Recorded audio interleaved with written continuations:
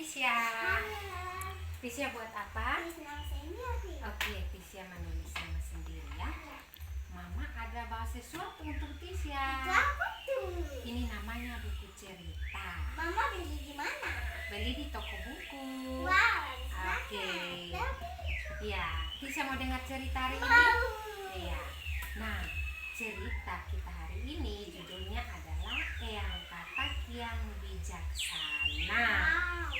Nah, cerita ini ditulis oleh Yudhistira Ikranegara. Nah, Mama mulai cerita ya. Oke, bisa lihat gambarnya di sini. Di sebuah danau yang kecil, hiduplah sebuah keluarga. Keluarga katak ya, terdiri dari Pak Katak, Bu Katak, si katak kecil, dan Eyang Katak. Ya. Nah, sudah beberapa hari ini danau tempat tinggal mereka mengalami kekeringan sebab musim kemarau atau musim panas, sehingga tak ada air untuk minum dan berenang. Kita lihat ya. Oke, lanjut. Mereka tidak mungkin tetap tinggal di danau itu, sehingga Pak Katak memutuskan untuk mengajak keluarganya pindah dan mencari tempat tinggal yang baru. Nah, setelah berjalan cukup jauh, akhirnya keluarga Katak itu menemukan tempat baru berupa sumur yang airnya penuh. Sumur itu berada di dekat sebuah kebun. Nah, ya. Hore, senang sekali kita bisa minum dan berenang sepuasnya, kata Katak kecil dengan girang. Semua keluarga Katak ikut gembira kecuali Eyang Katak. Ya, kalau Eyang Katak tidak senang. Nah, kenapa Eyang Katak tidak ikut senang? Kata-kata kecil.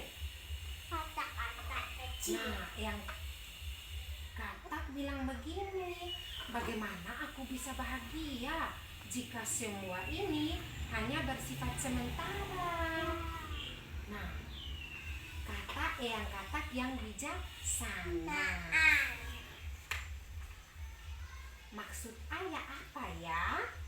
Kata Pak Katak, begini anakku, bagaimana kita bisa keluar dari sumur ini jika air sumur ini tiba-tiba surut? Kata Eyang Katak. Nah, lanjut lagi. Tapi karena terlampau senang mendapat tempat tinggal baru, mereka tidak mempedulikan nasihat Eyang Katak. Mereka senang berenang di dalam sumur baru itu. Nah, hingga suatu hari saat Pak Katak sedang pergi mencari makanan, semua keluarga Katak sedang tidur lelap. Mereka tidak sadar kalau tiba-tiba air sumurnya surut.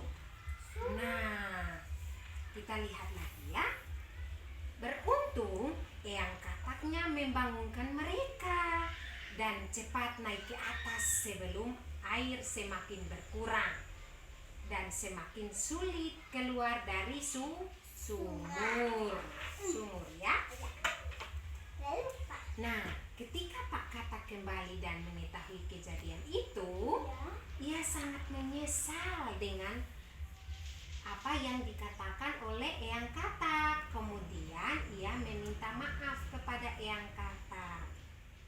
Nah, ingatlah nasihat orang tua dan berpikirlah jauh sebelum melangkah. Sebelum apa? Melangkah. Oke, kita lihat lagi. Nah, selesai ceritanya. Ini tugas ya, nanti sebentar baru Tisya mewarnai. Ini gambar apa?